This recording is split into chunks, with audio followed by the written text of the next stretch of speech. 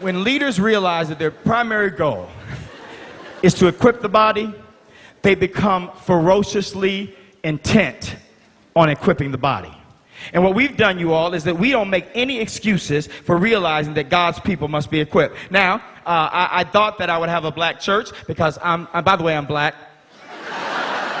And I've been black my whole life, as far as I remember. And so you all, I assume going to Detroit, Michigan, which is a predominantly African-American city, that being a black pastor and a black city means a black church. But God says, my ways are not your ways, my thoughts are not your thoughts. And listen, please understand that when I say multicultural, I just don't mean two white people. Because usually people say, we got two black people, we're multi-ethnic. Not at all. Not at all. Every single week, God, for some reason, allows us to experience unbelievable growth continually happening multiculturally. And know this, the people that are coming to us, many of them don't even come to Detroit to even watch a Red Wings game or even go downtown to see a Detroit Tigers game, but many of them not only come to worship, but they join the church, and several families have actually moved into the community and relocated their families because of the work that God is doing. You can't tell me what a church that equips people will not do to see change. But realize the challenge. The challenge comes when we have to realize that the job is on us as leaders to make sure that we equip people. What do you do when you get people who've never evangelized? What do you do with people who've never gone into the inner city and done anything? Number one, you guys, you got to realize members must take ownership for the work.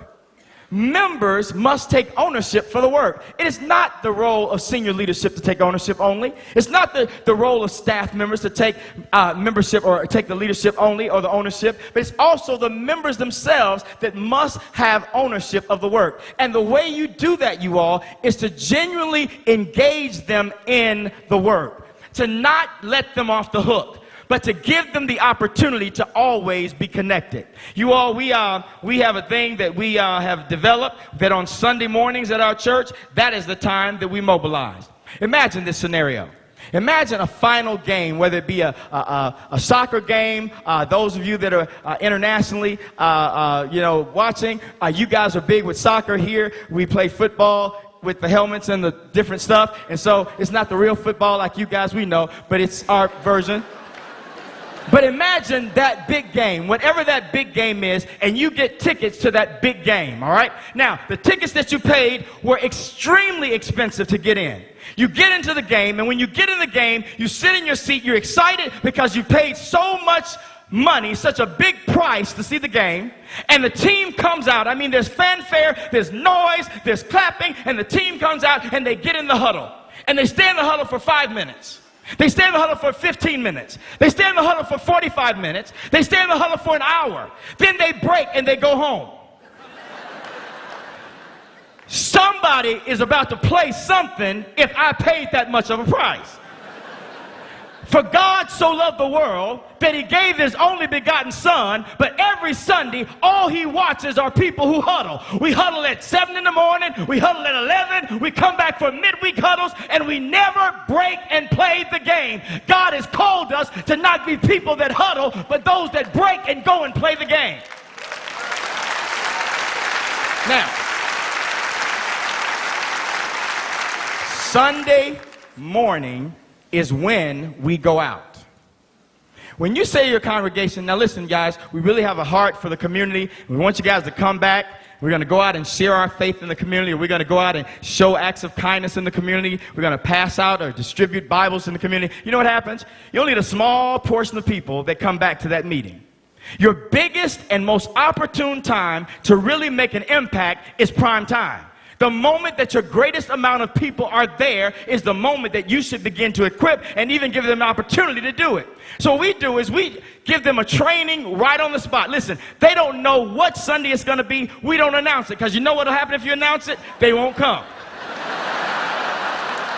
If you tell people next Sunday we're going to evangelize, they will not come. So what we do is, any given Sunday, I say, guess what, guys? Today is the day, and I lock the doors. You know, I tell them today is the day. And I take a moment in that service to preach a quick message biblically about why we're doing what we're doing. Then I show them a skit or some kind of an opportunity for them to see the right way to do it and the wrong way to do it. And guess what we do? We go and do it. What a concept at a leadership summit. The things we learn, we actually do them. Wow. For some of you, this is your umpteenth summit. You ain't done nothing yet. But register for the next summit. Ain't nothing wrong with the summit, but you don't go to the mountain just to stand up there and look up at the sky. You go up to learn something and come back down with what you learned and take it to a dying world that needs to know there's a Savior that loves them. Is there anybody here that knows that God has called you to action? I got 15 minutes to preach.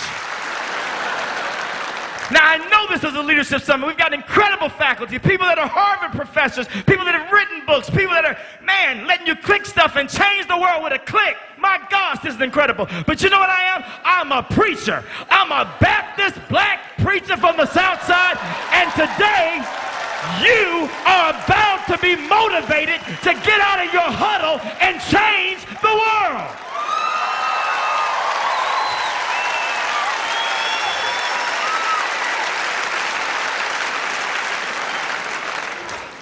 What we do is a thing called urban.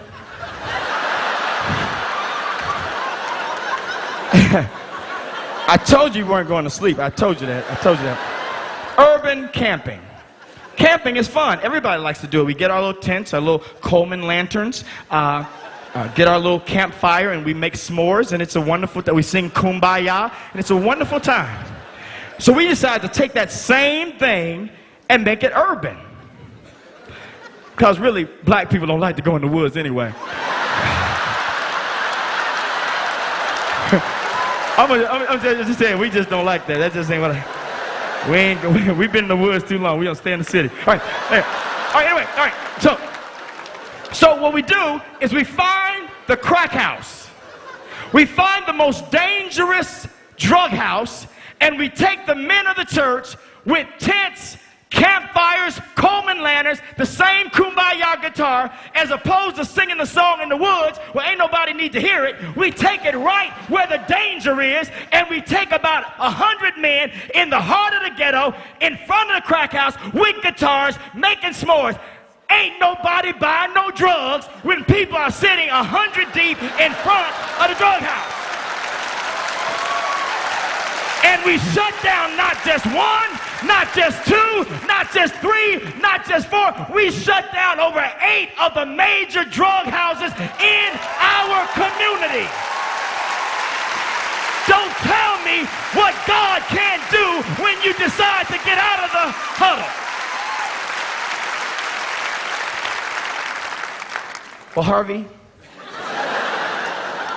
your energy is quite exciting. But your context just doesn't seem to fit my world.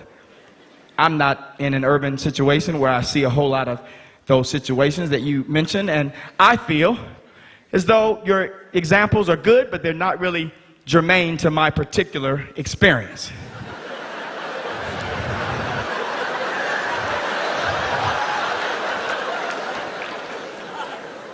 So there are no causes in your community.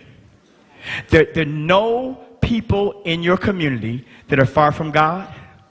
There are no people in your community that need your church that gathers on Sunday to have meaning and worth other than what's happening inside of the building. I submit that there is. But I submit that the thing that cripples us the most is fear.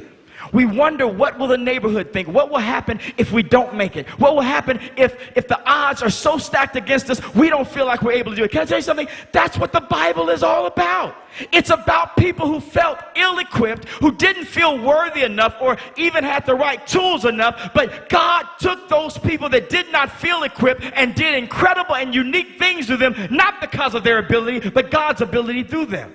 And so no matter what your scenario is, God is challenging you today to move beyond the comfort levels that you've gotten used to and begin to do some bold things.